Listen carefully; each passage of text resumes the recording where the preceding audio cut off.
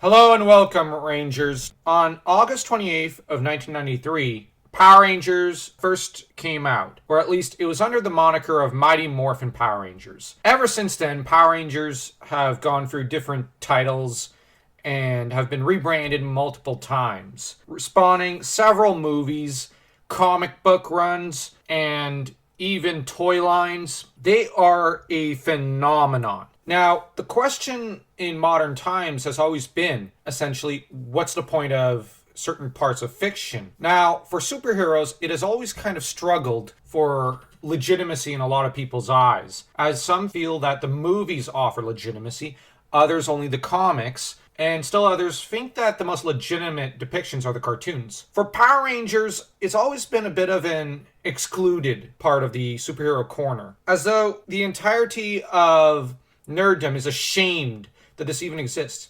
And yet, it has millions upon millions of followers, of faithful supporters, and fans the world over. There was a time when, yes, kids would go to watch Batman or Spider-Man in cartoons, but another franchise that they'd frequently follow was Power Rangers. This brand came out of nowhere in 93 and pretty much exploded onto the scene. But as stated, there's a part of fandom that is ashamed of it and hates it. And if you come out to a lot of people and say, yeah, I'm a Power Ranger nerd, I love Power Rangers, they kind of regard you with a bit of scorn and even amusement as, well, you're excluded and treated as, well, you're no true fan of superheroes and you're no real nerd.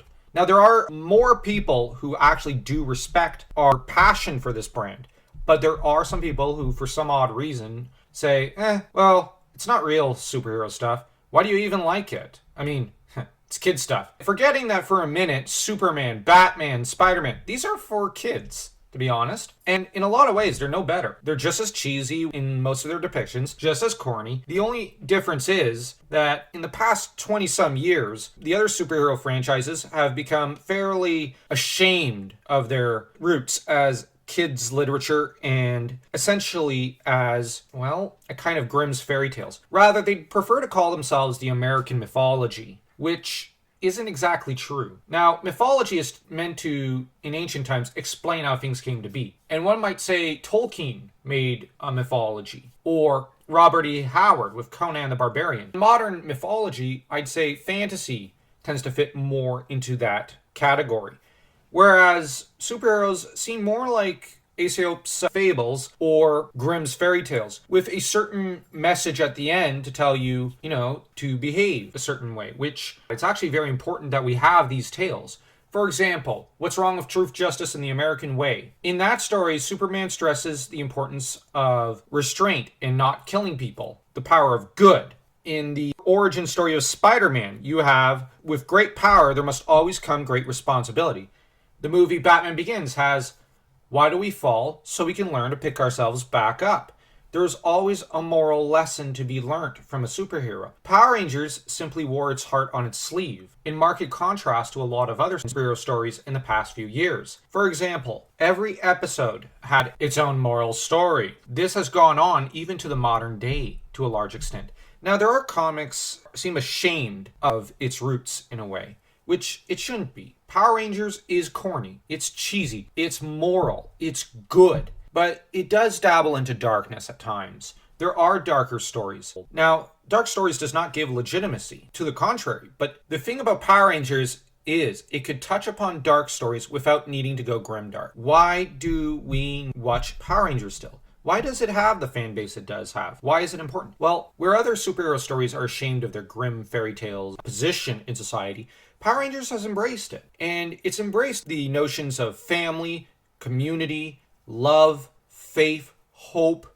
good, the battle between good versus evil, the importance of truth, of charity, of justice, of goodness, of valuing one another for the simple reason of valuing one another as we are all brothers and sisters. We are all human beings, no matter what our differences.